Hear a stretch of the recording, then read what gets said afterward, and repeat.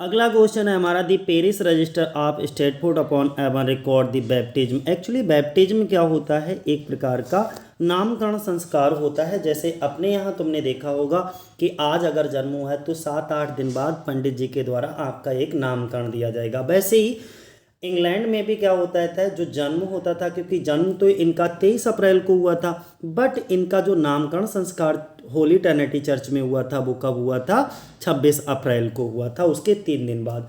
तो बैप्टिज्म क्या होता है, एक प्रकार का नामकरण संस्कार होता है। ठीक है, ऑन वेडनेसडे, और जिस दिन इनका नामकरण संस्कार हुआ था वो दिन कौन सा था, वो दिन बुधवार था, और 26 अप्रैल 1564 को कहाँ, होली ट्रिनिटी चर्च में इनका नामकरण संस्कार हुआ था। अब ये कुछ शब्द आपके लैटिन भाषा में लिखे हुए हैं, जिसका Gulielmus filius Johannes Shakespeare William, जिसका मतलब होता है दोस्तों son of John Shakespeare. Stanley Wells के द्वारा ये बताया गया, यानी कि अकॉर्डिंग टू स्टैनली बेल्स। अब क्वेश्चन हमारा जहाँ से शुरू होता है वो ये है कि इट इज़ रिटन इन, ये लिखा गया, तो ये किस में लिखा गया है, ग्रीक लैंग्वेज में लिखा गया था। बिकॉज, क्योंकि this was the language used in official document, जितनी भी आधिकारिक दस्तावेजों की जो लैंग्वेज हुआ करती थी वो क्या होती थी, लैटिन लैंग्वेज ही हुआ करती थी उस समय की। ठीक है, अगला क्वेश्चन है हमारा, उन्होंने ये पूछा है कि which one of Vishal Bhardwaj recent movie, यानी कि इनमें से कौन सी, 4 के नाम दे रखे हैं, इनमें से कौन सी मूवी विशाल भारद्वाज की रिसेंट मूवी है, is the adaptation of Shakespeare's play Macbeth. मतलब ये हुआ विशाल भारद्वाज की हाल में आई कौन सी फिल्म शेक्सपियर के नाटक मैकबेथ का अडेप्शन है, मैकबेथ से ली गई है। तो मकबूल, मकबूल आधारित है किस पर, विलियम शेक्सपियर के मैकबेथ प्ले पर आधारित है ये। अगला नेक्स्ट क्वेश्चन है हमारा, इन 2007 2007 में, और 2007 में किसकी बात कर रहे हैं, अलीक पद्मसी की बात कर रहे हैं, कि Alyque Padamsee presented one of Shakespeare's plays, William Shakespeare के नाटकों में से एक को प्रस्तुत किया था। इट इज, ये है, कौन सा है, तो वो मैकबेथ है। ठीक है, 2007 में अलीक पद्मसी के द्वारा शेक्सपियर के नाटकों में से एक प्रस्तुत किया गया, उसका नाम क्या है, मैकबेथ। सी ऑप्शन हमारा क्या होगा, सही होगा। अगला क्वेश्चन है हमारा कि who is the only Asian critic on Shakespeare included in. उन्होंने ये पूछा है केवल एकमात्र एशियाई आलोचक कौन है जिसने Shakespeare's critics from Johnson to Auden edited by M Eastman and J B. Harrison. मतलब ये हुआ, ये 2 राइटर्स के यहाँ पर नाम दे रखे हैं, पहला नाम दे रखा है एम ईस्टमैन और दूसरा नाम दे रखा है जे.बी. हैरिसन का, द्वारा संपादित। और क्या इनके द्वारा कौन सी चीज़ को संपादित किया गया था, तो उसका, उस वर्क का नाम ये है Shakespeare's critics from Johnson to Orton.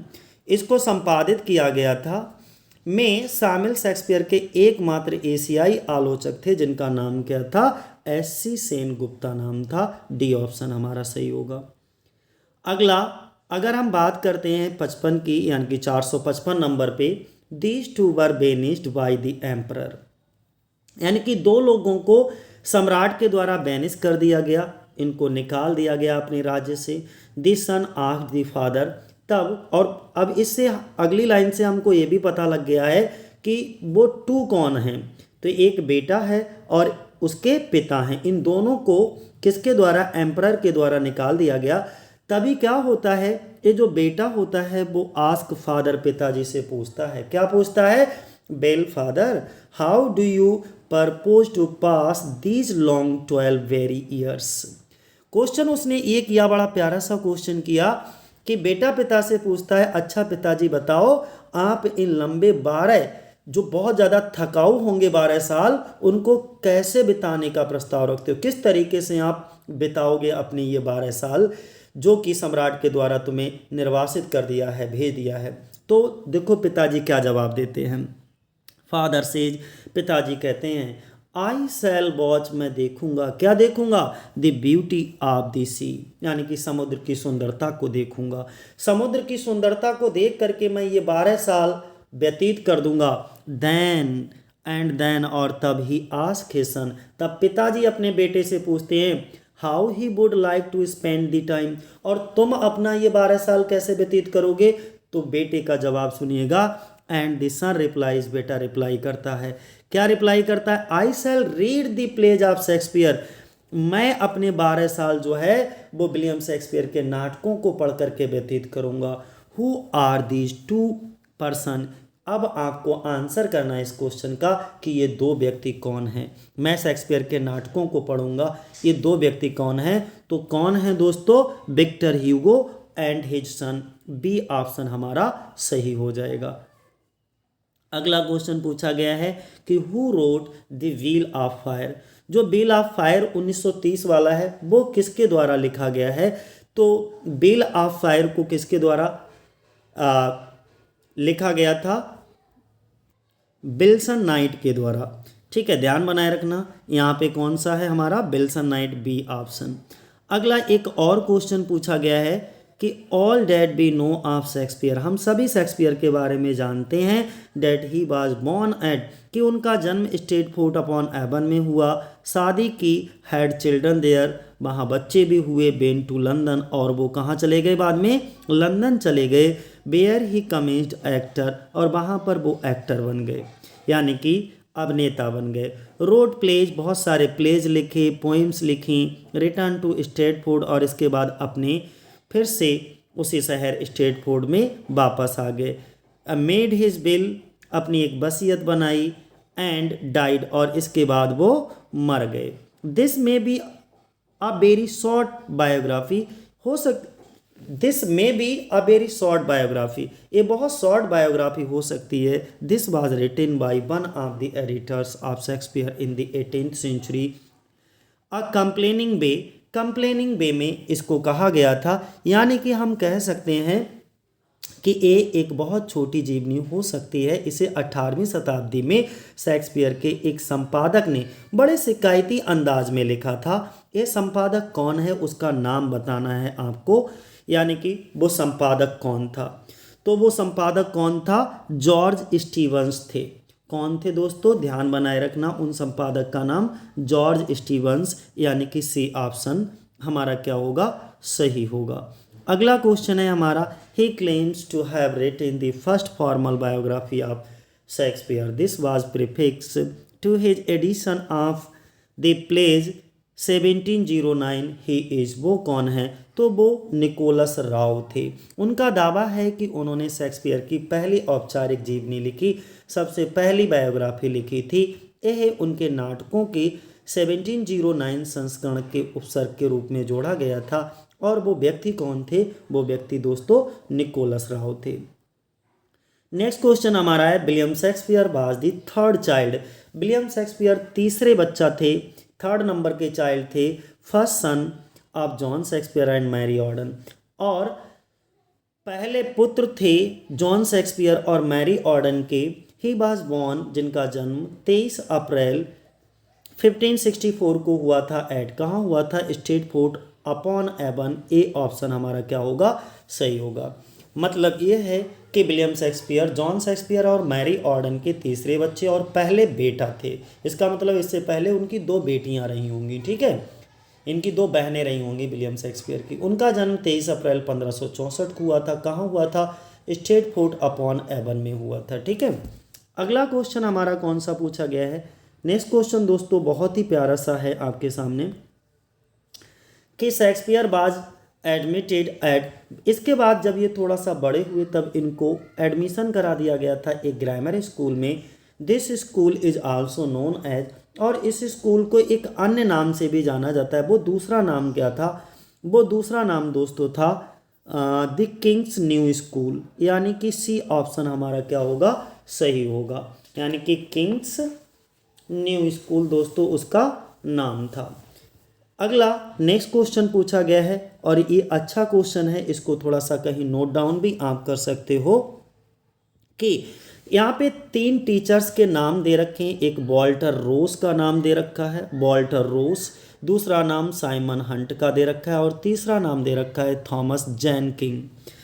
कौन, Thomas Jenkins are the master who are associated with, ये तीनों मास्टर थे, डेट मीन्स टीचर थे। हु आर एसोसिएटेड विद, लेकिन ये कहाँ टीचिंग करते थे, तो किंग्स न्यू स्कूल, जहाँ पर विलियम शेक्सपियर पढ़ते थे। ठीक है, अगला नेक्स्ट क्वेश्चन अगर हम बात करें, Shakespeare was an extra ordinary play right. William Shakespeare एक एक्स्ट्रा ऑर्डिनरी प्ले राइट थे, नाटककार थे। ठीक है, but he was not even a bright, लेकिन एक अच्छे एक्टर नहीं थे, सी ऑप्शन हो जाएगा। अगला, हु क्लेम्ड, कौन क्लेम करता है ये बात का, कौन दावा करता है डेट की, शेक्सपियर डाइड आ पेपिस्ट। एक्चुअली पेपिस्ट का मतलब पापी होता है, कि ऐसा किसने दावा किया शेक्सपियर एक पापी के रूप में मरे, तो ऐसा दावा करने वाले व्यक्ति कौन थे। इनमें चार ऑप्शन आपके सामने दे रखे हैं, चार में से एक ऑप्शन सही है। वो कौन थे, सी ऑप्शन, यानी कि रिचर्ड डेविस अ क्लर्जीमैन। ठीक है, जिन्होंने क्या कहा था कि शेक्सपियर एक पापी के रूप में मरे। अगला, Indian empire or no Indian empire. फिर कहते हैं we can not do without Shakespeare, हम बिना शेक्सपियर के कभी भी कुछ भी नहीं कर सकते। He utter these words in one of his lectures.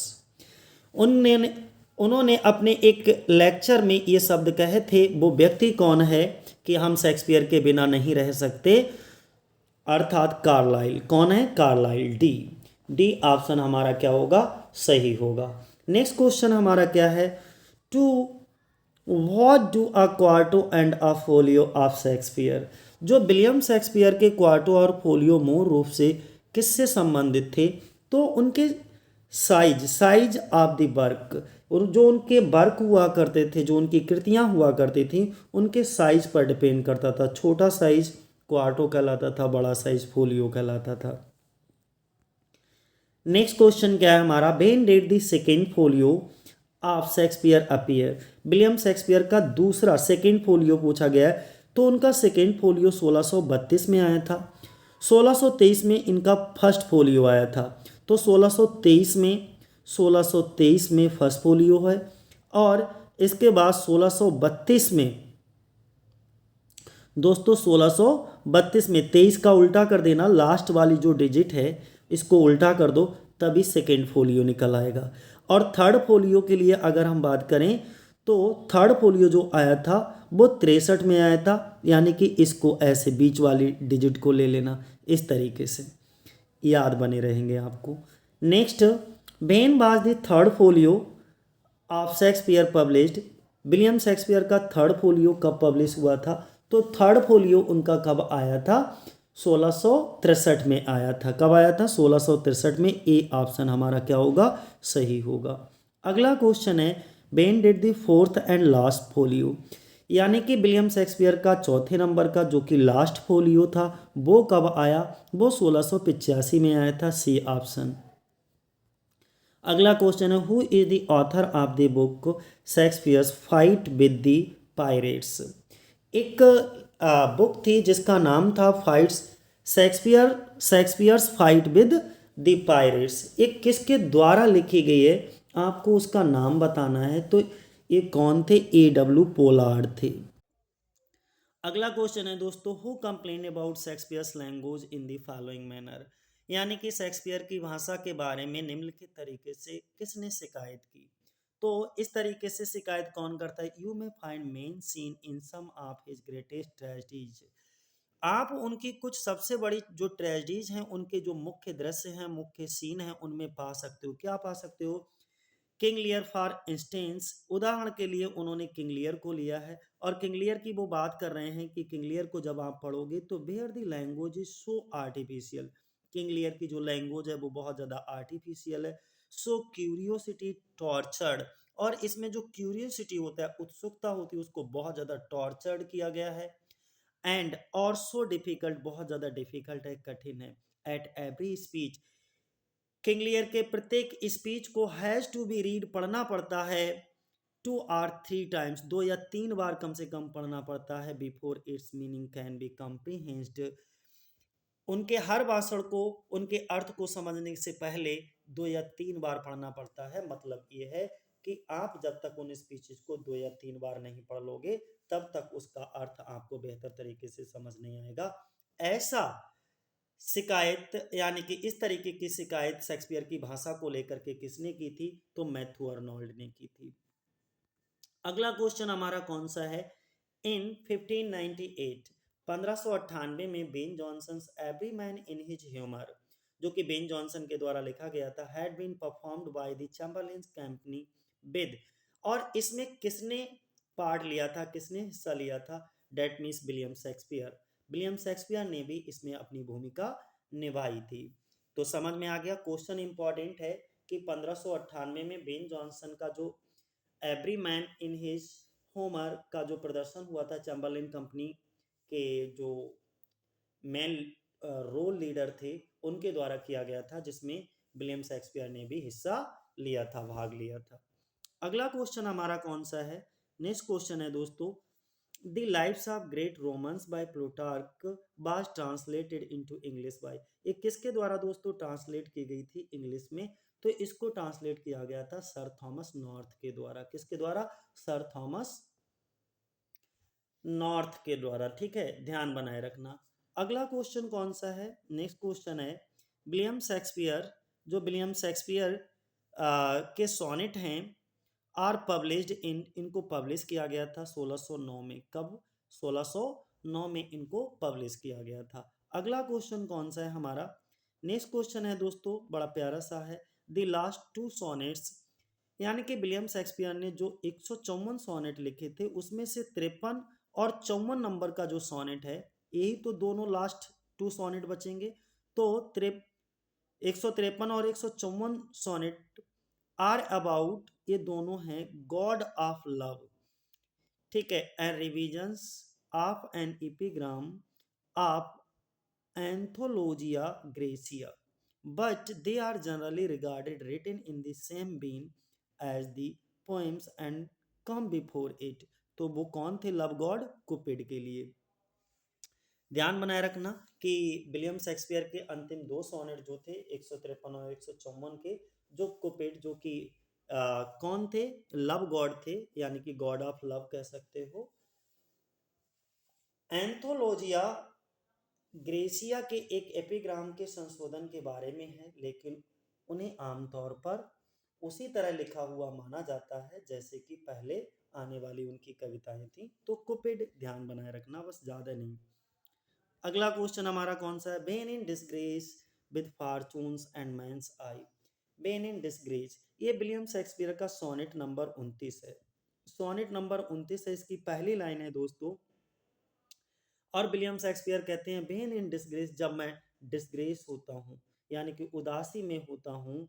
और किस चीज को लेकर के बहुत ज्यादा चिंतित और उदासी में होता हूँ? अपने फॉर्चून को लेकर के, अपने भाग्य को लेकर के, कि मैं, मेरा भाग्य बहुत ज्यादा अच्छा नहीं है। And men's eyes, men's eyes का मतलब आदमी की, व्यक्तियों की, आइज मीन्स नजरों में, यानी कि मेरी कोई भी इज्जत व्यक्तियों की नजरों में भी नहीं है और मेरा भाग्य भी इतना बलवान नहीं है। तो ये जो पूछा ये गया है दिस सोनेट इज, ये सोनेट कौन सा है दोस्तों? हम पहले ही बता चुके हैं, सोनेट नंबर 29 है। अगला क्वेश्चन है, which poem of T S. Eliot has use the tone of the sonnet number 29। जो सोनेट नंबर 29 था उसमें टी.एस. इलियट ने, T S. Eliot has use the tone of sonnet number 29, किस में? टी.एस. इलियट ने अपनी कौन सी पोएम में सोनेट नंबर 29 की टोन को यूज किया है? तो एस वेडनेसडे, यानी कि सी ऑप्शन हमारा क्या हो जाएगा? सही हो जाएगा। ठीक है, नेक्स्ट, आई ऑल अलोन बी बीप माई। तो देखो, आई ऑल अलोन बी बीप, हम अकेले ही रो लेते हैं, माई आउटकास्ट स्टेट। यहाँ पे आउटकास्ट का मतलब होता है जब किसी को समाज से बाहर निकाल दिया जाता है ना। स्टेट का मतलब स्थिति। तो ये भी सोनेट नंबर 29 की ही लाइन है, ध्यान बनाए रखना, जो कि हमारे एल्टी ग्रेड में बहुत ज़्यादा इंपॉर्टेंट है। दो ही सोनेट एल्टी ग्रेड में दे रखे हैं, 138 दे रखा है और 29 दे रखा है। अगला, and travel heaven with my bootless cries. ठीक है, ये भी लाइन कहाँ की है?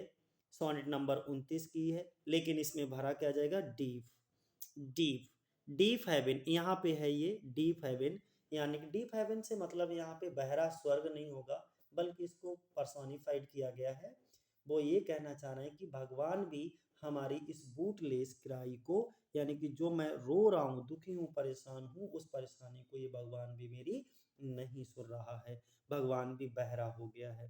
तो डीप भरा जाएगा यहाँ पे। अगला, wishing me like to one more, क्या आएगा? One more. पुअर आएगा, रिच आएगा, ठीक है, यहाँ पर आपको तो रिच आएगा। क्या भरा जाएगा दोस्तों? रिच। तो यहाँ पे भर दीजिएगा रिच। ये भी सोनेट नंबर 29 की लाइन है। अभी लगातार 3-4 क्वेश्चन सोनेट नंबर 29 के हैं, इंपॉर्टेंट।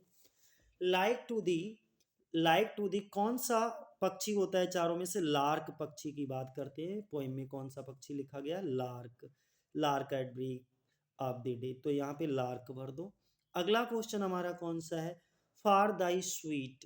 स्वीट यहाँ पे क्या है? फॉर दाई स्वीट, क्या भरा जाएगा? सोनेट नंबर 29 है दोस्तों। स्वीट लव की बात करते हैं, sweet love, C option, sonnet number 29। अगला, ए बी सोनेट नंबर 29 का ही है। That then I scorn to change my state होगा यहाँ पे, डी ऑप्शन हमारा सही होगा। मैं अपनी स्थिति को बदलना चाहता हूँ, स्टेट, सोनेट नंबर 29। अब अगला, नेक्स्ट कुछ इंपॉर्टेंट सोनेट के क्वेश्चन उठा लिए हैं, ये भी हमारे इंपॉर्टेंट हैं इसलिए। बेन माई लव शेयर्स, जब मेरा प्यार जो है कसमें खाता है, that she is made of truth की वो सही बोल रही है। तो दिस सोनेट इज, ये सोनेट कौन सा है हमारा? सोनेट नंबर 138 है, और 138 की ये पहली लाइन है, ठीक है, ध्यान बनाए रखना। सोन देखो, कुछ सोनेट इनके बहुत ज्यादा इंपॉर्टेंट है। Sonnet number 12, sonnet number 16, sonnet number 18, sonnet number 29, sonnet number 138, ठीक है, ये सभी इंपॉर्टेंट है। How does Shakespeare treat this subject in this sonnet number 138? उन्होंने कहा जो सोनेट नंबर हमारा 138 है उसमें किस तरीके से या ये कह सकते हो शेक्सपियर ने सोनेट नंबर 38 में विषय को कैसे पेश किया है, कैसे ट्रीट किया है। तो कैजुअली है, फिजिकली है, या क्या लिखा है, साइकोलॉजिकली है।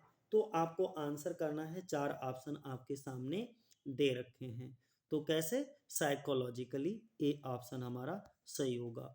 What is the reason, what is the reason of living of both the lover and the mistress together? इन दोनों का रीजन क्या होता है? उन्होंने कहा प्रेमी और प्रेमिका दोनों के साथ रहने का क्या कारण है? तो दोनों का लिव इन रिलेशनशिप है, सेक्सुअल रिलेशनशिप है, तो सेक्सुअल रिलेशनशिप, ठीक है, ऐसा पोइम के अंदर बताया गया है। Next, how do they feel to each others nature of lying? वो कहते हैं कि वे एक दूसरे के झूठ बोलने के स्वभाव को कैसा महसूस करते हैं। तो वो कैसा महसूस करते हैं? यहाँ पर सी ऑप्शन हमारा हो जाएगा, कंफर्टेबल महसूस करते हैं। नेक्स्ट, अगला क्वेश्चन पूछा गया है, which figure of speech does Shakespeare use in the lie? Lie शब्द में कौन सा फिगर ऑफ स्पीच है? तो फन फिगर ऑफ स्पीच है। यहाँ पे एक लाई का मतलब है टू एंजॉय सेक्स, और दूसरे लाई का मतलब है टू डिसीव, किसी को धोखा देना। जब एक ही शब्द के दो मीनिंग हो तो वहां पे कौन होता है? पन, यानी कि श्लेष अलंकार होता है। अगला, नेक्स्ट अगर हम बात करते हैं लाई विच मीन्स, इसके दोनों ही मतलब होंगे। पोइम के अंदर ये दोनों ही मतलब बताए गए, to enjoy sex and to deceive. अगला क्वेश्चन पूछा गया है कि sonnet number 138 is sonnet that also appears in, ये सोनेट नंबर 38 जो है वो किस में पब्लिश हुआ था? तो पैशनेट पिलग्रिम्स में, जो कि 1609 में आया था। तो इसमें ये पब्लिश हुआ था 1609, क्या लिख दिया, 1609, पैशनेट पिलग्रिम्स, ठीक। अगला क्वेश्चन क्या है? The passionate pilgrims is published by, तो विलियम जैगर्ड के द्वारा इसको पब्लिश किया गया था। अगला क्वेश्चन है, when my love swears that she is made of truth आ जाएगा। हाँ, जब वो कसम खाती है कि वो she is made of truth, की वो बिल्कुल भी सच बोल रही है, सच के सिवा कुछ भी नहीं बोल रही। आई डू बिलीव हर, मैं भी उसका विश्वास कर लेता हूँ। तो आई नो, जबकि मैं जान रहा होता हूँ, सी लाइज, वो झूठ बोल रही है। है ना। आगे नेक्स्ट क्वेश्चन कौन सा है, दस वैनली थिंकिंग डैट सी थिंक्स मी, वो मुझे क्या समझती है, यंग समझती है। क्या समझती है, यंग समझती है। तो कौन सा, पहला वाला आंसर हमारा सही हो जाएगा। सिंपली आई, सिंपली आई क्या भरा जाएगा, credit, credit credit, D option. अगला, on both side the simple summaries, और इस तरीके से दोनों तरफ, इस तरीके से दोनों तरफ जो है वो क्या होता है, इस प्रकार दोनों तरफ से सरलता को दबा दी जाता है, यानी कि सिंपलिसिटी को सप्रेस्ड कर दिया जाता है। आंसर क्या होगा, किसको, ट्रुथ को, सच्चाई को, यानी कि मैं भी अपनी सच्चाई नहीं बताता हूं और वो भी अपनी सच्चाई नहीं बताती है। इस तरीके से दोनों तरफ से सच्चाई को दबा दिया जाता है। अगला क्वेश्चन हमारा है, and wherefore say not that I am. Next, वो कहते हैं एंड वेयर फोर, मतलब क्या हुआ, और मैं क्यों नहीं कह सकता कि मैं हूं, क्या हूं, आई एम क्या भरा जाएगा, ओल्ड, यानी कि मैं क्यों नहीं कह सकता कि मैं क्या हूं, मैं ओल्ड अपने आप को नहीं बता सकता, ये यंग। ओ लव्स बेस्ट, अगला क्या भरा जाएगा, ये चार ऑप्शन है तो हैबिट भरा जाएगा, best habit in the seeming trust. और आज का आखिरी क्वेश्चन दोस्तों देख लो, आज का आखिरी क्वेश्चन हमारा कौन सा है, एंड, एंड और क्या भरा जाएगा, ओल्ड, नहीं, and age in love, lovers not have yours told, age age age दोस्तों क्या भरा जाएगा इसमें, एज। और एज, एज का मतलब उम्र, प्यार में वर्षों को बताना पसंद नहीं है, है ना, यानी कि प्यार में आप अपनी उम्र को मत बताओ, कितने वर्ष के हो गए, क्या हो गए, ये कहना चाह रहे हैं।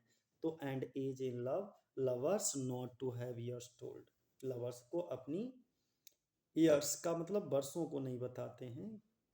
चलो ठीक है, आज के लिए इतना ही दोस्तों, बाकी हम चर्चा करेंगे कल की वीडियो में।